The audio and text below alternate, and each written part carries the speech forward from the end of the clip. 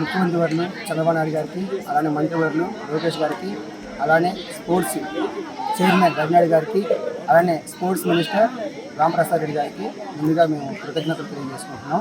ఎందుకంటే ఈ మెగా డిఎస్సిలో స్పోర్ట్స్ కోటాలో 3% రిజర్వేషన్ తీసుకొచ్చి ఎట్ ఎ టైం ఇటువంటి ఎగ్జామ్ రాత పరీక్ష లేకుండా డైరెక్ట్గా మాకు ఉద్యోగాల్లో నియమించినందుకు ముందుగా మేము మనస్ఫూర్తిగా కృతజ్ఞతలు తెలియజేసుకుంటున్నామండి.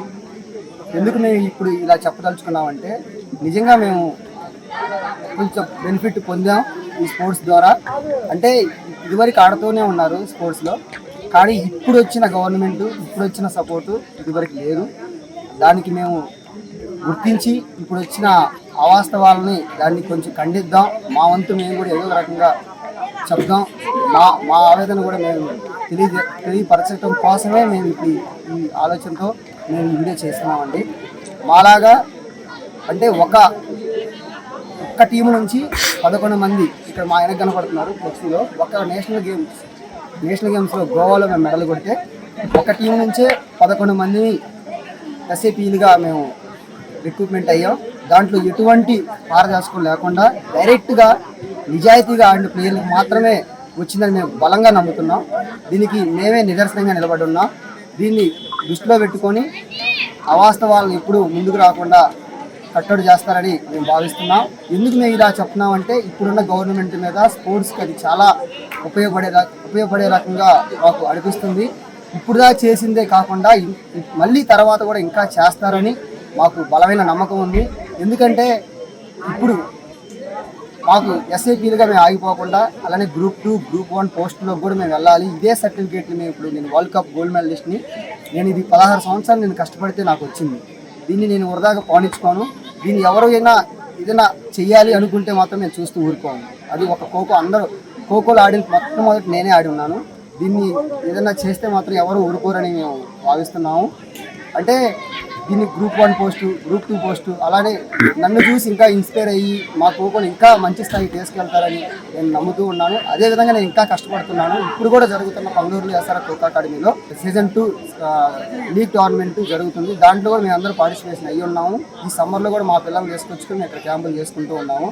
దీన్ని మేము ఎందుకు మేము ఖండిస్తున్నామంటే ఇట్లాగా మా కష్టపడ్డ వాళ్ళకి ఇంకా చేయూతనిచ్చే గవర్నమెంట్, అలానే స్టాఫ్ డైరెక్టర్ గారు కానీ, అలానే లోకేష్ గారు కానీ మాకు నమ్మకాన్ని ఇంకా ఎప్పుడు పిలిచినా కానీ ఇంకేం కావాలి అని మాతో ఇప్పటికే 2 సార్లు రివ్యూలు పెట్టి కూడా వాళ్ళ ఉన్న ఆలోచనలు కూడా మమ్మల్ని అడిగి తెలుసుకొని ఇంకా స్పోర్ట్స్కి ఏ రకంగా అయితే మనం మంచి చేయగలుగుతామని చెప్పేసి ఇదివరకు చాలాసార్లు అని పిలుస్తున్నారు. ఇదివరకు ఎప్పుడు అలా పిలవలేదు. ఇప్పుడు స్పోర్ట్స్ మారుతుంది. ఇప్పుడు స్పోర్ట్స్ మీద ఒక అవగాహన, ఆలోచన పెరుగుతుందని అందరూ నమ్ముతున్న టైంలో ఇప్పుడు ఈ మెగా డిఎస్సి వంక పెట్టుకొని దీన్ని దుష్ప్రచారం చేసి బాగా ఏదో లబ్ధి పొందాం అనుకుంటున్నారు. అది మాత్రం మేము చూస్తూ ఊరుకోలేమండి. ఎందుకంటే కష్టపడ్డోడికి ఫలితం దక్కినప్పుడు మాత్రమే దాని విలువ తెలుస్తుంది. లేదంటే ఇదివరకు మా సీనియర్ చాలామంది ఎంత కష్టపడ్డప్పటికి కూడా చాలామంది సెటిల్ అవ్వకుండా అట్లా నిలిచిపోయి ఉన్నారు. మేము ఇప్పుడు మా జనరేషన్ నుంచైనా ఖోఖోకి మంచి లైఫ్ వస్తుందని మేము గట్టిగా నమ్ముతున్నాం. ధన్యవాదాలు. నా పేరు వివి సుధీర్. నేను బీకోడూరు మండలంలో అక్కపాలెంలో పనిచేస్తున్నాను. నేను గతంలో జరిగిన మెగా డిఎస్సి 2025లో రిక్రూట్ అయ్యాను. ఆ యొక్క రిక్రూట్మెంట్ అనేది పారదర్శకంగా జరిగింది. అందరికీ మొదట మెరిట్ లిస్ట్ వదిలారు, తర్వాత వెరిఫికేషన్ చేశారు, ఆ తర్వాతనే సెలక్షన్ లిస్ట్ వదిలి అపాయింట్మెంట్ లెటర్ ఇచ్చారు. ఇప్పుడు ప్రతిపక్షం చెప్తున్న అంశాలన్నీ చాలా తప్పుగా ఉన్నాయి. అవి ఏవి రిక్రూట్మెంట్లో జరగలేదు. దానికి సాక్ష్యం మేమే. ఇప్పుడు మేము విధుల్లో పనిచేస్తున్నాము అంటే కారణం ఎన్డీఏ ప్రభుత్వం. అందరికీ నమస్కారం. నా పేరు యనమల బాలసిద్ధమ్మ. నేను ఎస్ఏ సోషల్ విభాగంలో ఓపెన్ కేటగిరీలో 9th ర్యాంక్ సాధించడం జరిగింది.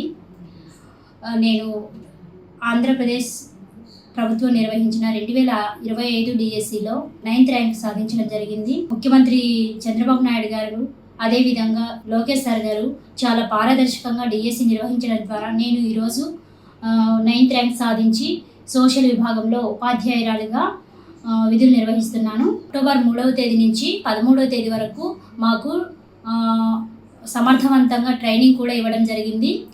లాస్ట్ రోజు అనగా అక్టోబర్ 13వ తేదీ మాకు అపాయింట్మెంట్ ఇచ్చి పలానా స్కూల్లో జాయిన్ అవ్వాల్సిందిగా, విధులు నిర్వహించవలసిందిగా చెప్పడం జరిగింది.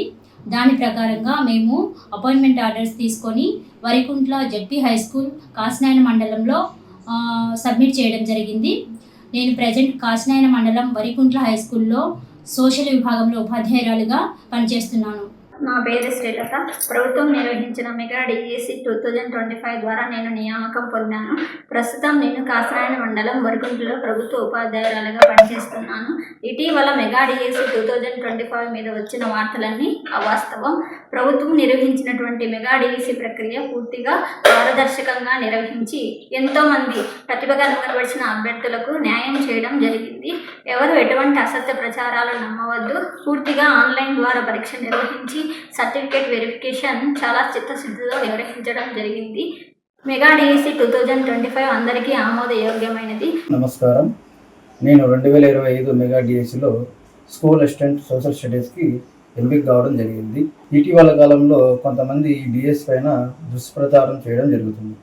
ప్రభుత్వం ఎంతో పారదర్శకంగా నిర్వహించినప్పటికీ, ఎన్నో కోర్టు కేసులు ఉన్నప్పటికీ అభ్యర్థులకు న్యాయం చేయాలనే ఉద్దేశంతో ఎంతో పారదర్శకంగా ఈ రిక్రూట్మెంట్ని నిర్వహించడం జరిగింది. కానీ ఇటీవల కాలంలో దుష్ప్రచారం అనేది చాలామంది ఎంపికైనటువంటి అభ్యర్థుల్లో ఆందోళన కలిగించే విషయం. మాలాంటి పేద విద్యార్థులు రూముల్లో ఉంటూ ఎంతో కష్టపడి చదివి ఉద్యోగాలను సాధించడం జరిగింది. కానీ ఈ దుష్ప్రచారం అనేది ఎంపికైనటువంటి అభ్యర్థుల్లో తీవ్ర ఆందోళన కలిగించడం జరుగుతుంది. ఇలాంటి అవాస్తవాలను ప్రచారం చేయకుండా ఉండడం మంచిది. అందరికీ నమస్కారం. నా పేరు కళ్యాణి. ఆంధ్రప్రదేశ్ ప్రభుత్వం వారు ప్రతిష్టాత్మకంగా నిర్వహించిన మెగా డిఎస్సి 2025 ద్వారా నియామకం సాధించాను. ప్రస్తుతం నేను కాసినాయన మండలం వరికుంట్ల గ్రామంలో వర్క్ చేస్తున్నాను. నోటిఫికేషన్ మొదలుకొని పరీక్ష నిర్వహణ, సర్టిఫికేట్ వెరిఫికేషన్, సెలక్షన్ లిస్టు వచ్చేంత వరకు కూడా ప్రభుత్వం వారు అడుగడుగున ప్రతి ఒక్క అభ్యర్థికి సరైన అవగాహన కల్పిస్తూ ఎలాంటి మోసాలకు తావు లేకుండా నిర్వహించిన ఈ మెగా డిఎస్సి ప్రతిభ చూపించిన ప్రతి ఒక్క అభ్యర్థికి కూడా సరైన న్యాయం చేసింది. అటువంటి మెగా డిఎస్సి పైన వచ్చే అసత్య ప్రచారాలను ఎవరూ నమ్మవద్దు. ప్రతిభ చూపించిన వారికి, కష్టపడ్డ వారికి తగిన న్యాయం చేసింది ఈ ప్రభుత్వం వారు మెగా డిఎస్సి ద్వారా. Please subscribe to Leo news for more videos.